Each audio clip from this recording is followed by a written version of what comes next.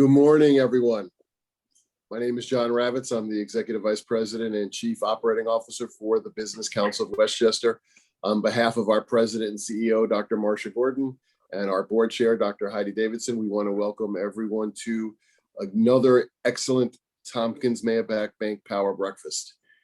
These breakfasts have been a staple for the BCW as we continue to bring important speakers discussing important topics for our members.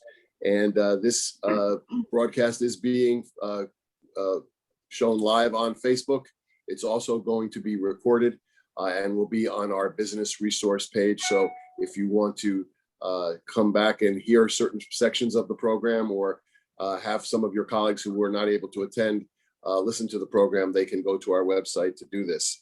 We are so fortunate at the BCW to have a strong partner in Tompkins Mahopac Bank. They have continued not only to always put community first, but they continue to demonstrate again what it means to be a partner for businesses and the citizens of Westchester County. And we're so pleased doing double duty today, because she's also a panelist, to welcome Maria Lopez, who is the Vice President and Branch Manager of Tompkins Mahopac Bank, to say a few words. Maria, good morning. Good morning, John. Thank you. Good morning, everyone. Tompkins Mahopac Bank is happy and honored to sponsor your event today. My name is Maria Lopez. As John said, I am the Vice President and Branch Manager of the Sleepy Hollow and Ossining branches. Tompkins Mahopac Bank is part of Tompkins Financial Corporation with branches locations in Pennsylvania, Western New York, and Central New York. In the Hudson Valley, we have branches in Dutchess, Putnam, and Westchester counties. We have a broad range of offerings for consumers and businesses, including wealth management services. Tompkins offers brick and mortar branches, remote banking, cash management, commercial lending, and residential lending, just to name a few. We pride ourselves in personalizing services to individual families and businesses. Our philosophy here at Tompkins is very simple. We take in local deposits and we reinvest them right back into the Hudson Valley community as loans to businesses and consumers. We have made a tremendous impact in our local communities during the pandemic and still continuing to support the areas in which we serve. We're proud to have participated and assisted our local businesses and consumers during the pandemic. We continue to assist and be here for all our area businesses and consumers.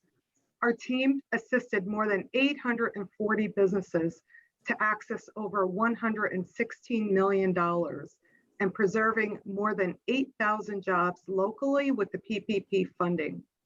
We have contributed to local not-for-profit organizations, local food banks, and delivered countless meals to the first responders and healthcare personnel.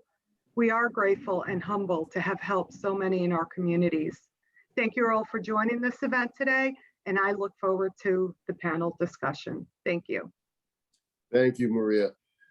As we were putting this program together, and obviously looking at what's happening in Westchester County and around the state and around the country, as we now look to reemerge from the pandemic, in which every business had to really pivot, had to come up with new strategies, had to be able to do what certainly was one of their top priorities, which is to provide services for their customers and their clients. And so we thought about putting together a panel of experts to talk about what customer service means now in terms of lessons learned through the pandemic and moving forward in the post-pandemic. And we have a fantastic panel to really have this discussion. I'll be introducing the panel in a moment. Just for those of you who might have a question, please put that question in the chat box or the Q&A box. We're going to allow a few minutes at the end to field some of those questions. But again, if you have a question, please put it in the Q&A box and or the chat box. Our panel today, as I said, is an all-star panel of business executives from all different sectors. And let me introduce them to you. Colleen Borrelli is the Vice President of Patient Experience at Burke Rehabilitation Hospital. She has been leading this initiative since the department was created in 2017. The focus at Burke is for all staff to work collaboratively to create an enhanced experience for both patients and caregivers so that they know that their commitment to their rehabilitation is the top priority. Colleen is also a member of the board of directors of the Business Council of Westchester. Filomena Fanelli is the CEO and founder of Impact PR and Communications, a witty, gritty public relations firm born in New York's Hudson Valley region with a footprint in New York, Connecticut, and New Jersey. For 22 years and counting, Fanelli has enjoyed telling clients stories through public relations, and she believes every single one of them has one. Barbara Levy is the owner of the UPS store in White Plains. She received a Bachelor's of Technology degree in Hospitality Management from the City University of New York, and she has owned the UPS store in White Plains since 2003. Barbara currently lives in Connecticut with her 2 daughters, and their favorite thing to do as a family is watching the sunset in Provincetown, Cape Cod. Maria Lopez, as mentioned, is the Vice President and Branch Manager of Tompkins Mahopac Bank. She's responsible for all aspects of bank management and operations, including staff coordination, sales, and customer service.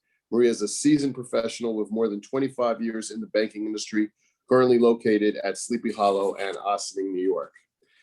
Russell Yankwit is the founder and managing partner of Yankwit LLP, Westchester County's go-to law firm for high stakes and bet the company litigation. The firm represents businesses and high net worth individuals across the broad range of matters. And the firm has one of the largest litigation teams in Westchester, staffed with highly credited attorneys who attended top tier law schools, worked at national and New York City law firms, and clerked for federal agencies and or served as federal prosecutors. Yankwit LLP provides clients with New York City trained attorneys at Westchester County prices. Thank you all for joining us this morning for this panel discussion.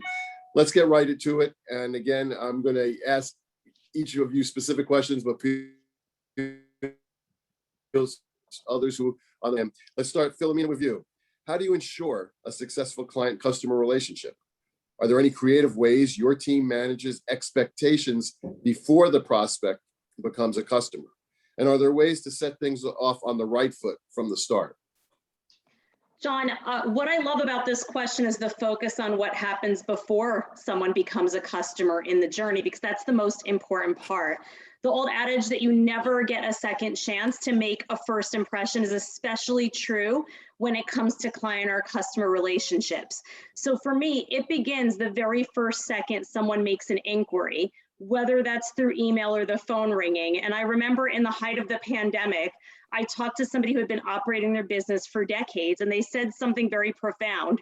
Just pick up the phone was like the most important thing you could do. And it's amazing how many people don't make that a priority in their businesses. But that initial contact really sets the tone for what they can expect. Are you being responsive? Is the tone upbeat? Is there consistency no matter who from a company greets that customer? Are they made to feel like a priority? And what's the tone that they receive when they reach out? Now, for me, one of the most creative ways that we go about that is before somebody becomes a customer, say they inquire with us about our services, we immediately address them, whether it's by phone or email, acknowledge them very rapidly, but we also send them a bit of background information in a document we call Set the Stage Before We Engage. And it's an orientation guide that spells out some of the initial questions that most of our prospective customers have before they come through the door. It tells them what they can expect of us, but also what we expect of them. So expectations management is really key. And we talk about some of the tough stuff up front, or like the bits that can be uncomfortable when you call a company looking for services. Things like pricing and candor and respect, typical hours of operation. That way they kind of know what they're getting into. And then we make it a priority to be very honest with them. If somebody's not a correct fit, or if we don't believe we're the correct solution for what they need, we tell them that. And not only do we tell them that, we generally try to find them some acceptable alternatives. So we go that extra mile, whether they become a customer of ours or not. And I think that that's really important. Also, good fences make for good neighbors. I love that saying. It can't be more true. But when you define upfront what you're going to give and get from someone, when you put parameters around those expectations, it's in general a much better experience. Thank you. You're welcome. You obviously, though, as Filomena just talked about, there's a lot of work you can do before you actually sit down with a client and a customer.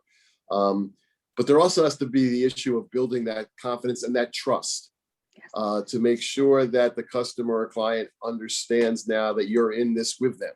So, Russell, I'm curious in terms of building that trust to ensure that positive relationship. What are some of the techniques that you've seen work and that you have at your firm? Sure. So when I meet with a client, the first words of my mouth is I'm a cheerleader. I empathize with them, I tune with them, I hear the problem, and we're there for them. We're there for them emotionally, we're there for them as part of our legal team. After we show them that we have their back, we're in the corner, we then set forth the pros and cons of this case so they don't think it's a slam dunk. We explain to them the potential pitfalls in the case, potential ways to solve the case. It's also critical to set forth a budget for the client so they know what they're in for. So there's no surprises. And as what Filomena said, it's critical to know what cases you should not take. So for example, if somebody's suing somebody else for $100,000 and we're going to cost $90,000 to resolve this for them, well, we're not the right firm for them. So maybe they should go to a less expensive firm, or maybe they should just resolve it amongst themselves. But that's critical. So you never want an unhappy client. It's better to say no to a client than have an unhappy client. And Barbara, anyone walking into your store obviously is there because they need to send something to somebody, whether it's a family member or if it's work related.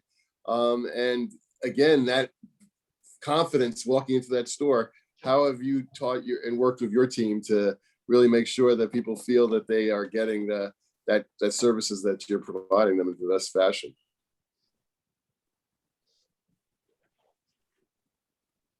Just going to have to go off mute.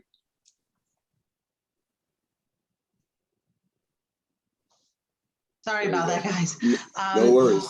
I'm lucky in that in our retail business, we get to know every customer by name, obviously because we need their personal information to process a package.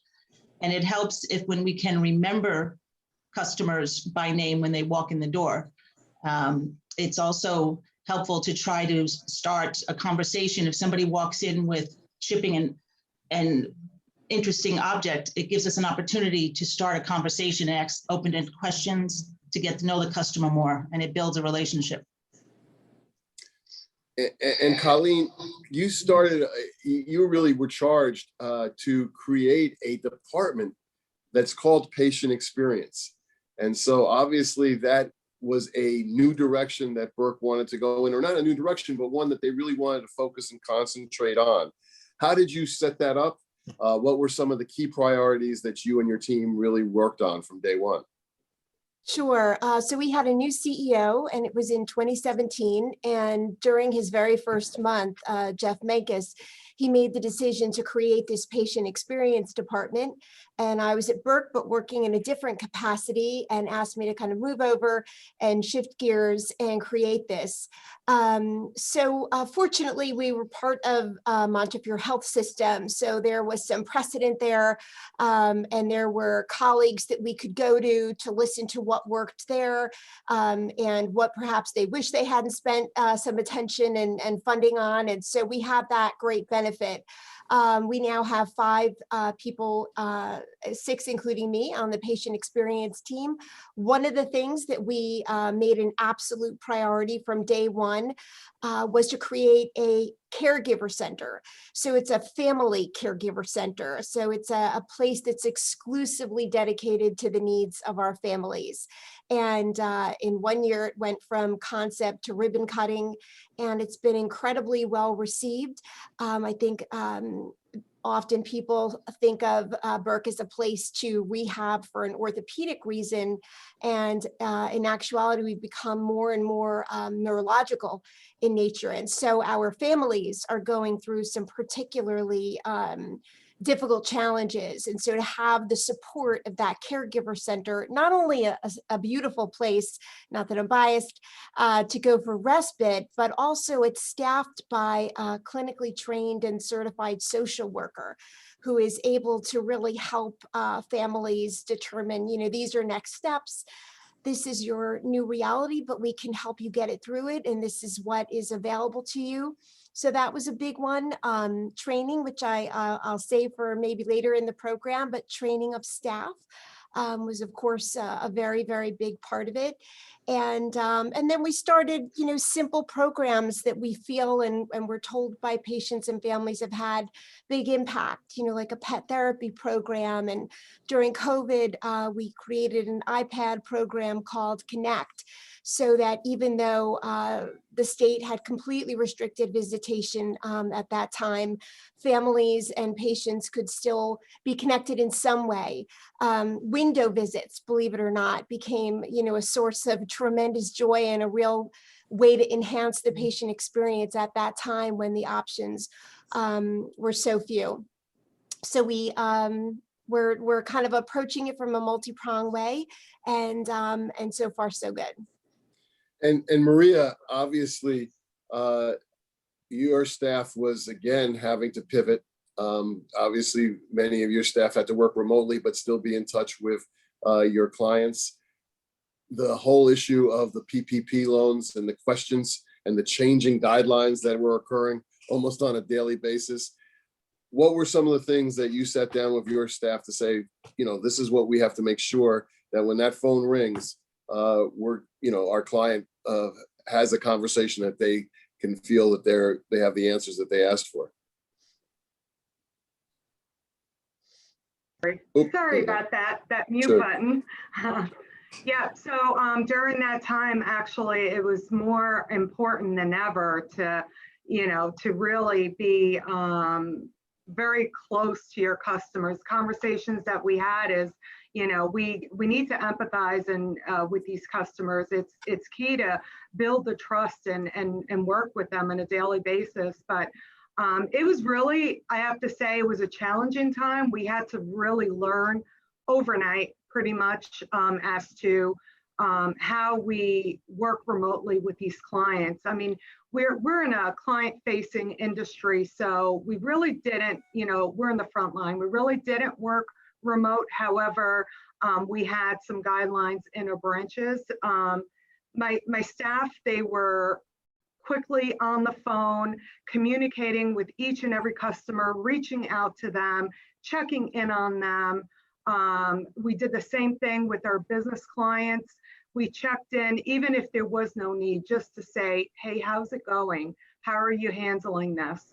With the PPP, it was, the first round of it was talk about a learning experience. We really learned hands-on, on the job, and it's, it was really a good experience, although during a challenging time, but it taught us a lot with that.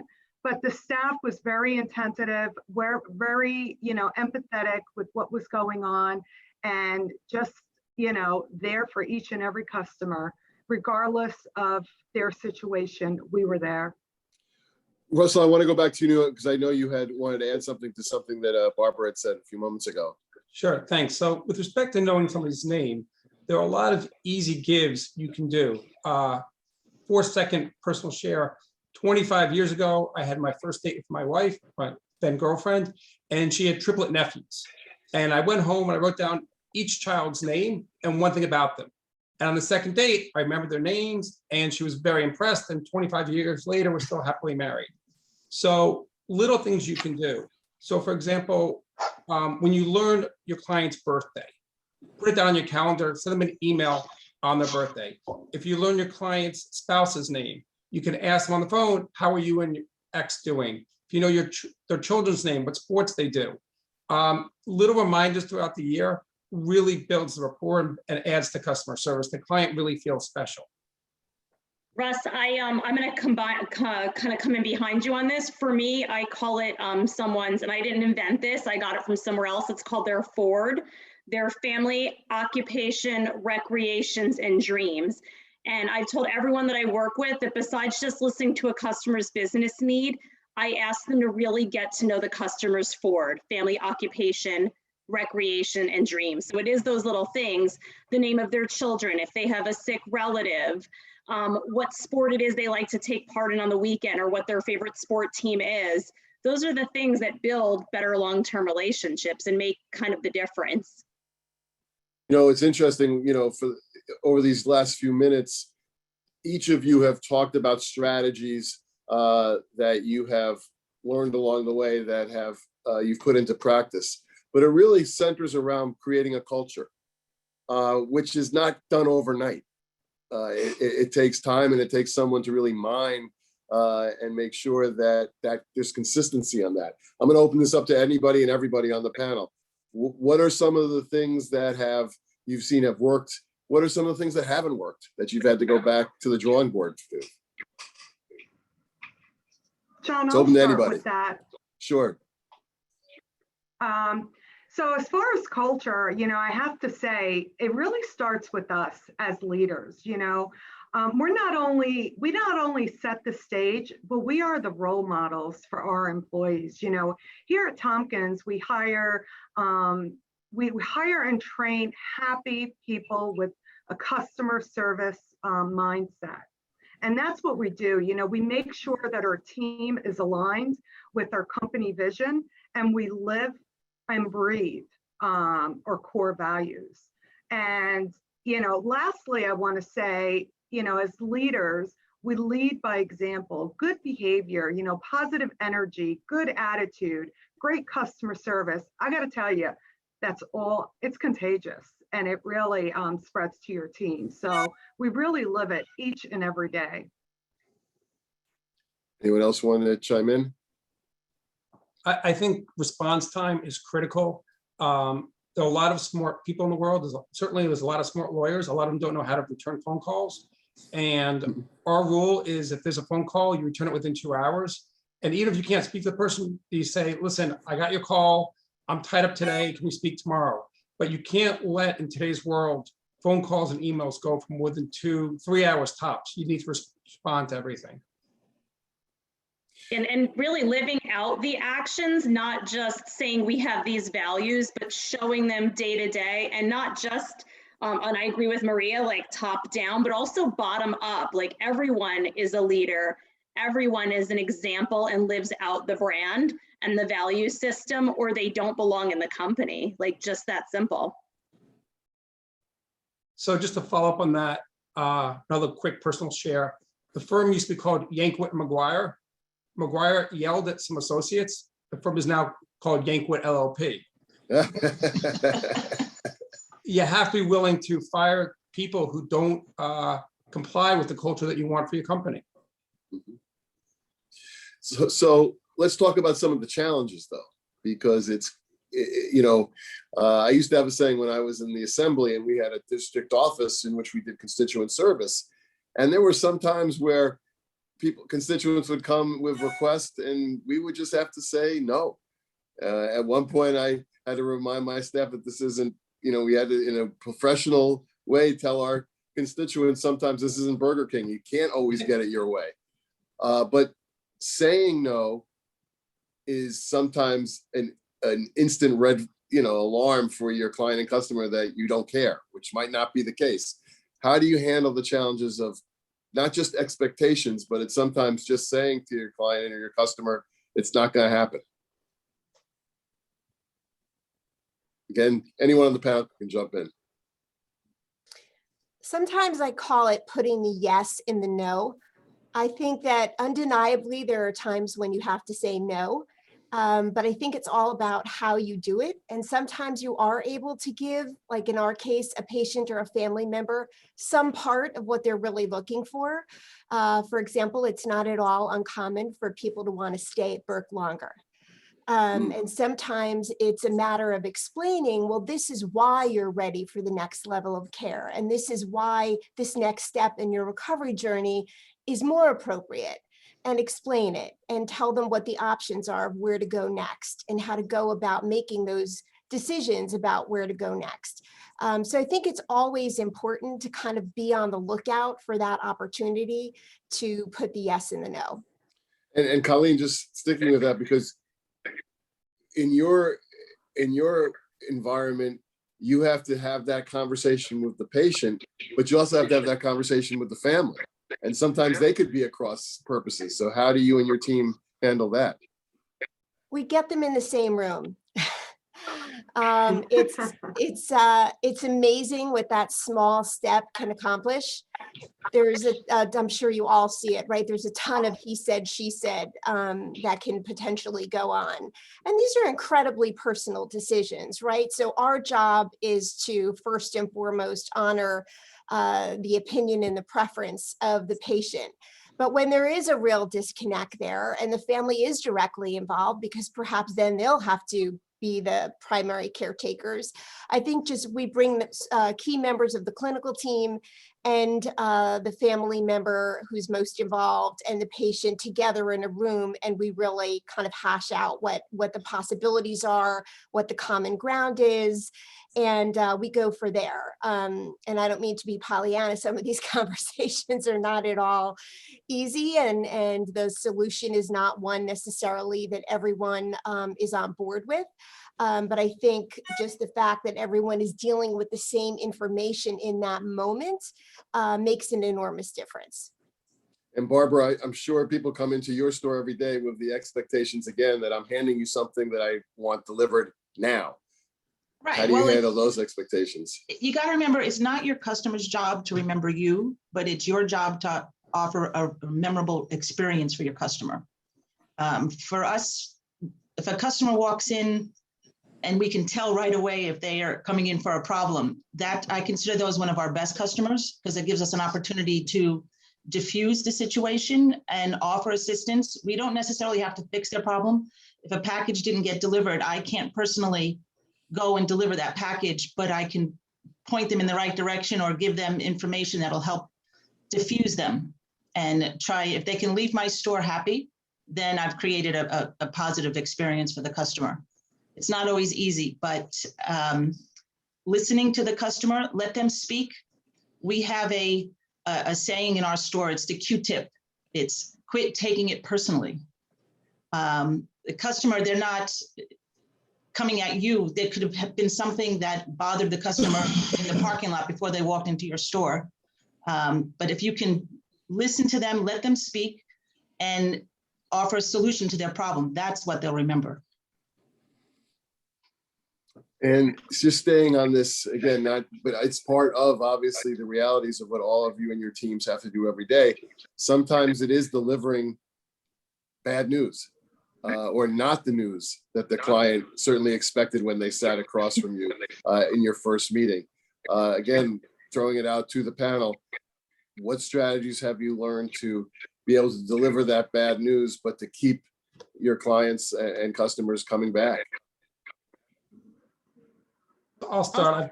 Two things. One is, fortunately, I hire well and we win most of the time, but occasionally we don't prevail.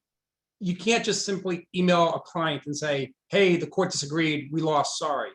You have to call the client or Zoom with the client. I prefer Zoom over a telephone, and really empathize with the client. And what's critical is it can't simply be the court said you lose. It has to be the court said you lose, but here's our plan of attack. You need to have what you're going to do in response to the bad news. I'm going to chime in behind you, Russ. I like the idea of always offering an alternative, and Colleen said this too, kind of like, where is the yes? Even if it's news that you have to deliver that didn't go the way you planned. And as somebody who works with the media regularly, the media is not always 100% in our control, but here's what we can do is a great solution. And Russ, you kind of began this. My whole thing is like face-to-face over Zoom, Zoom over phone, phone over email. What's the most high touch, personal and human way you can connect and empathize and listen. And that's always going to be the best way. I don't know if anyone else feels that way. I'm a strong believer in like find the most high touch way to deliver news. And Maria, I mean, again, you touched on it earlier. I mean, when the first round of the PPP loans came into effect, came out, and guidelines were constantly being updated and changed. Were there times where your staff had to go back to a member who thought they had done everything right? They had worked with their accountant, they had filled in all the questions, dotted all the I's, crossed all the T's, and you had to come back and said, hey, question 6 and question 12 are wrong. You have to go back and fix it. How do you do that and keep people's confidence levels up that the job's going to get done? Yeah, absolutely. And John, that happened numerous times. There were so many changes with the PPP. I mean, literally not even on a daily basis. It was on an hourly basis. And there were numerous times where we had to reach out to the clients. The bottom line is just, you need to be transparent and you need to be honest with your customer. And although it may not be something that they want to hear, you listen to them. And I think I'm echoing what others said here, different industries, but when it comes to very in a lot of ways. So you need to listen to them and you need to explain to them why it is that we need to do this way. And customers do understand. And I have to tell you, I personally had to make a lot of phone calls to customers in regards to the PPP and changes that came up. And, maybe something, like you said, this question was not answered the right way. It's just being honest, upfront, transparent, and working with them and guiding them along the way, literally, holding their hand. And that's all it comes down to. And, once you have their trust, they follow you, and they really do. I mean, they're great like that. Trust is a big deal. And, it takes time to develop that relationship, but once and we know our customers here at Tompkins. I mean, that's the one thing about us. We're a community bank and we know everyone by name. Every staff member knows every customer. They know our customers' family and their stories and, just getting to know them on a personal level. Yes, it is hard to call them and to tell them something they don't like or don't want to hear. But when you know them on a personal level, they'll work with you. And it really works well. We've talked already this morning, and again, I encourage people who are watching with us this morning, put it in the Q&A box, and we'll get to some of those questions towards the end of our program. We've talked about, again, building that foundation of the culture, some of the strategies that you've used, and it might sound like a simple question that exactly if it's working or not. But how do you gauge success for customer service? How do you really, again, begin to have to see if you have to call an audible at the line and tweak some of the things that you thought would work and just aren't working? Barbara, we'll start with you. Well, in my store, if we have a customer that is requiring additional help, a package got lost or it got damaged or whatever the issue is, I try to pull that customer to the side and talk to them in kind of a private area so that it's not affecting everybody else in the store. As a small business owner, you don't want to have, a customer screaming when there's other customers in your store.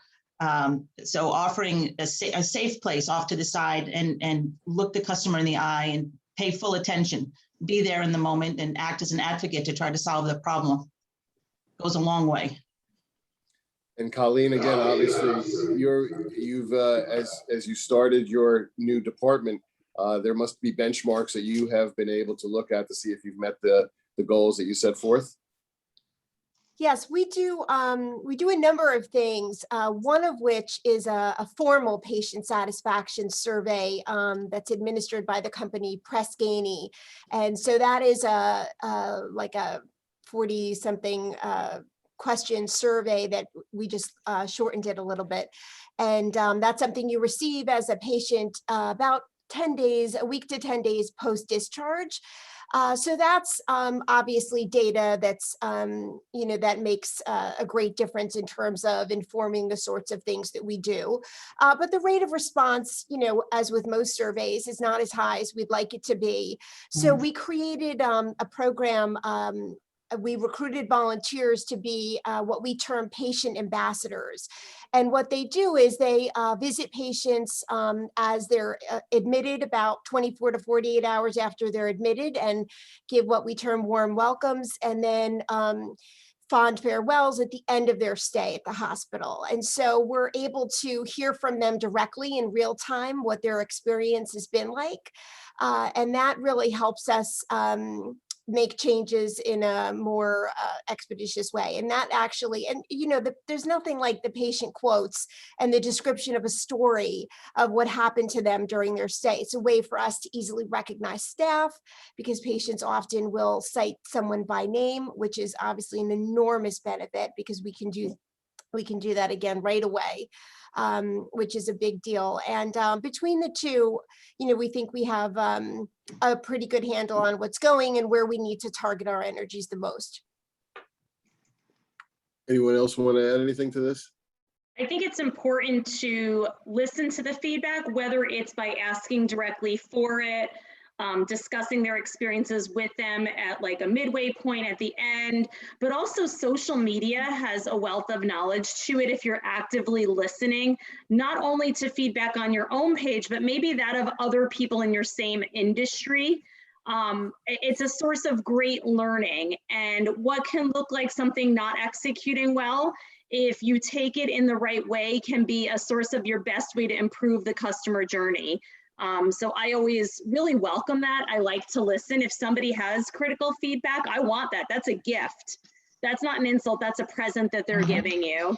And it's a learning tool. And that can happen at any level of an organization. It can be, somebody who's handling administrative work can notice something that's like a glitch in the system and help you set a better system, process, survey afterward. And that's the way to kind of make those bigger strides, at least for me. I completely agree with Filomena. There's no way that I can do something about anything if I'm unaware. So I consider that a gift as well. Talking about customer service, obviously the first thing is obviously satisfying your customers or your clients. But as we've gone through this last year and a half, the toll that it has taken on your staff, on you as the leaders of your organization, how have you been able to ensure that you're checking in with your staff to make sure they are okay dealing with everything that they've had to deal with, so that then when they are at work, that their priorities are set and they're ready to continue to give you that type of customer service that you expect of them? So on that one, I actually think Zoom makes it a little bit easier. So what I try to do at least once a quarter is I'll do 3 hours of Zooms, and everybody has a 15-minute check-in. And we're not talking about money or billing. We're just saying, how are you doing? How's the technology at your home? How are your kids? And it's a forced check-in. We try to do it once a quarter. Okay. Anybody else? I think it always helps Yeah, John. to think of your team, your associates, your employees, whatever you call them, as the first customer who you want to surprise, delight, and cater to. If you don't take the step to really focus on them, they're not going to give great customer service to your customers.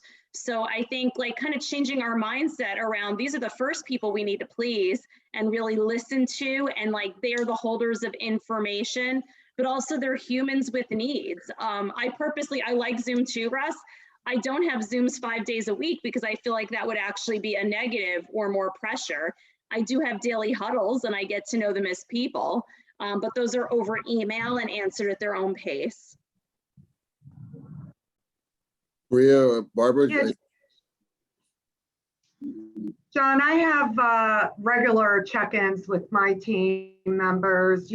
We do bi-weekly, we do team meetings, but we also do one-on-ones. And, we talk about what their challenges are, what they're facing, even what their successes are. And we just talk about all that just to, share with each other what the common theme is and what we need to work on. So we do it on a bi-weekly basis, and it's really successful. And, we often talk about things that are even unrelated to work. Sometimes we just need to be, although, you want that fine line between you and your staff, but you need to take it a little bit on a personal level without getting too deep. And you need to show them that you care. And they open up and they really, they really tell you a lot, so, that works for us here. Barbara? Well, for me, it was having good backup. My store was open through the whole pandemic. And so we got hit pretty hard with all the online shopping. So when I could sense one of my employees was reaching that point, we would allow them to, go in the back or whatever and have somebody else like a tag team come in and take over. So I was very lucky to have that team around me. Let me pose this question to you because, again, thinking of staff, and obviously you want staff to always have customer service as their top priority. Some people just don't have that type of verbal skill or the listening skill, but they are important. They play an important role within your organization. So you're just not gonna say, you know what, you're done because we don't like the way you respond to customers. How do you balance that? How do you shift people's around? How do you make sure that if one staff member is falling short in that area, that other staff members are either aware or are picking it up? I think it probably happens in every work setting. It's constant training and, talking at the end of the day, how could we have handled that differently? And I find that my employees, they bounce ideas off each other. They're a good source of comfort because we're all in it together. They're all in it together. We felt like we went through a war, honestly, but we survived and came out stronger. Training John, is key. it sounds awful. Sorry, everybody. Sometimes you have to micromanage an employee who does not have good customer service. So I had an employee he was a great brief writer. He couldn't do emails. His tone was all off. And so me or another partner had to read every email and edit it before he sent it to a client. It's very time consuming. He's no longer with us. But you can't have the wrong tone to a client. It affects the entire operation.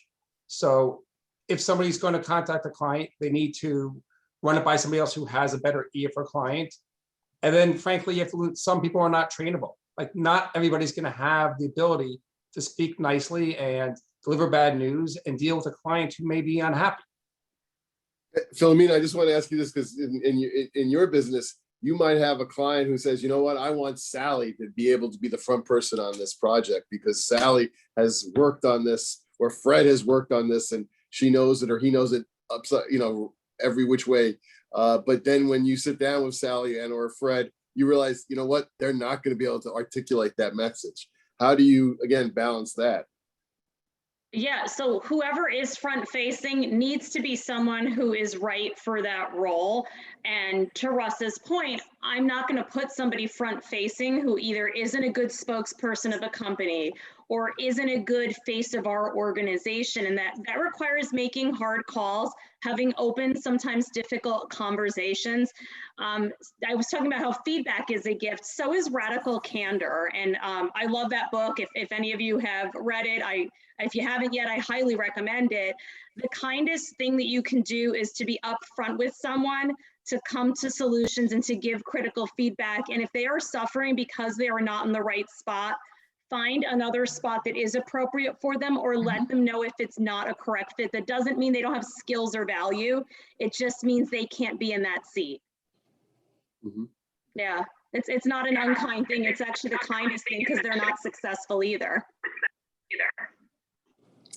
And you know what? And to echo that, Filomena, I mean, it comes down to putting the right person in the right position. And often at times, those are hard conversations for us. However, the individual is aware, and we're probably, when you're making that recommendation, they're probably relieved. So really putting the right person in the right job is what it comes down to. Couldn't agree more. And sometimes you set them free to find where their true talent lies when you do that. So it is a wonderful thing in the end. So again, opening is up to everybody on the panel. As we move into 2020, the end of 2021 and going into 2022 with the hope that we are reemerging and rebounding from the pandemic, lessons learned, things that you see as new trends that aren't going to go away in terms of customer service, as we reemerge and reopen, some of the surprises that you thought wouldn't work, but are going to work and are going to continue to use and implement during the next calendar year. Love to hear your thoughts on all those.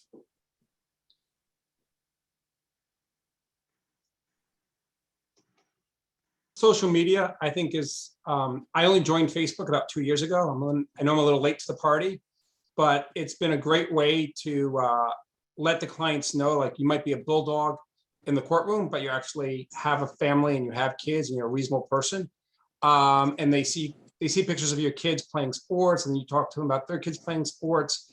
It's been a great way to keep in touch with clients who you haven't seen in a year and a half. And I think that's going to be a continuing trend for a lot of companies that went new to social media.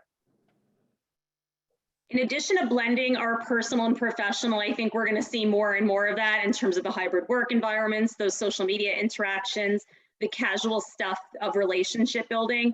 I think for me, the pandemic taught me that we're more than just the service we deliver. In other words, we do PR and communications work, but some of the valuable things we provided to clients early on that mattered had nothing to do with their scope of services in a contract, but maybe it was rounding up tools and technology that helped our office run efficiently in the early days, or that we had in place before the pandemic that we could share with them so that they could hit the ground running. I'll never forget, we were in the beginning of COVID and I was sort of feeling for everyone, and I made a Loom video, which is like a way to talk to your customers like this. And I shared a resource guide with them. And this wasn't even current customers, it was past customers also.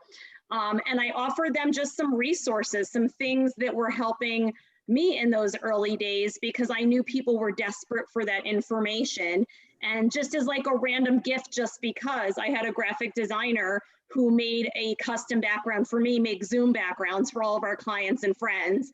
And I sent it to them with a note to be like, hey, if you're hanging out on Zoom as much as I am these days, here's a little something to make it more fun. And it was branded, not for my company, to each of their companies. And it was a little way to say, I care, I see you, I'm living this world with you. And I think those moments are what we're going to carry into 2021, is like extreme empathy is going to win the game. Yeah, I think that all the things that we did to focus even more on our staff as our greatest resource during COVID will continue to be as top of mind, despite the fact that we are in better times. We're a 150-bed hospital, and at the height of the crisis, 90 of our beds were filled with COVID patients. No one, no matter your role here at Burke, worked anywhere but Burke for since then and continue to. So a lot of it was, I think, trying to determine what needs of employees were when they didn't even know them themselves, when they were just glad to have made it to work that day, when they had 3 school-age kids at home and they were an RN in the brain injury unit, that had 22 COVID patients. So it was really unique challenges. And, whether it was our board of trustees buying, pizza for the entire staff, whether it was highlighting our employee assistance programs in a different way, that caregiver center that I mentioned became a caregiver center for our professional caregivers, as opposed to our family caregivers who couldn't even be in the building. And I think there's a real recognition here that as visitation opens up and we eventually are able to have visitors be somewhere other than the patient room, which is where they're exclusively permitted to be right now, how are we going to change back to the original mission of having that caregiver center be for loved ones of our patients and not our staff. And so we're looking at creating a new staff lounge, which will, there's just attention being paid to it and how terrific we'll make it be. And there's a real focus on it because there's a recognition that as a healthcare professional, you need to go somewhere, even if it's just for a few moments, to regroup and be the sort of employee that we're all describing here today, with customer service, able to employ customer service skills because they're well enough to do so. Barbara? What I've been seeing and what I've learned is that we're becoming a 24/7 culture, with the ability to shop online at any time of the day and expect a package to be delivered the next day. It does affect our personal lives, but I don't see it turning around. Some of you might notice Amazon trucks in your neighborhood on a Sunday delivering packages. And so that's kind of driving us to more of a nonstop existence. It's going to be tough, but that's where we're heading. To follow up on Barbara's point, when I email staff late at night, I make it very clear, I'm cleaning out my inbox. You do not need to respond now. Or to some people who still won't respond, they say, please do not respond.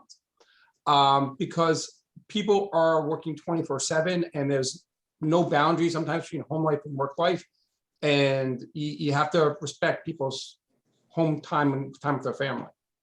I do the same thing. And I also use in Outlook the delay delivery function. So like, maybe I'm catching up late at night, but it'll hit their inboxes at 10 a.m. the next day. And like, it's a form of kind of respect for those personal boundaries. Which I think that has been one of the biggest challenges all of us have had to affect, is that balance of when you're home now and you're always seeing your laptop or your computer, when to step away, because it's so easy just to stay in front of it, whether it's 2 o'clock in the afternoon or 2 o'clock in the morning. So I think those are all good thoughts. Maria?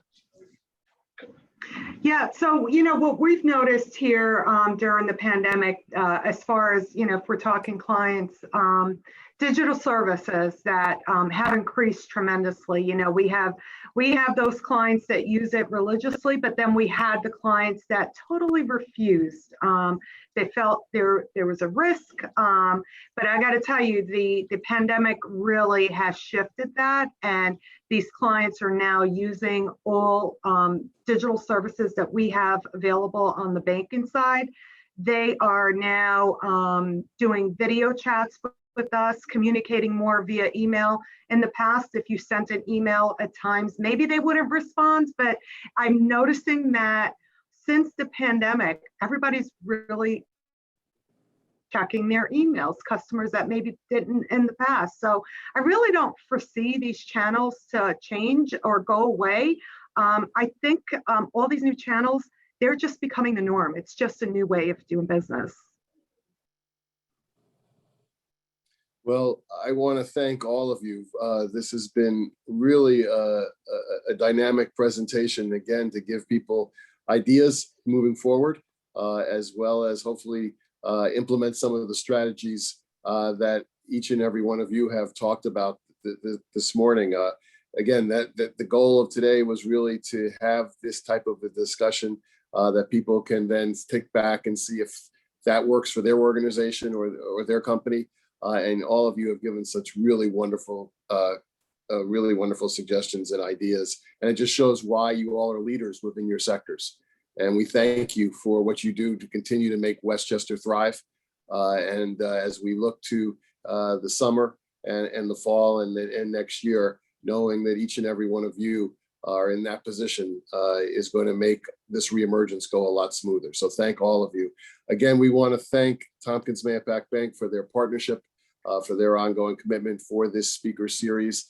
And on behalf of the entire team at the BCW, Dr. Marsha Gordon, our board chair, Dr. Heidi Davidson, our director of membership, Linda Tyler, our vice president for special events, Amanda De Palma, and our director of operations, Yvette Molina, We wish all of you a happy, healthy, fun, and safe summer.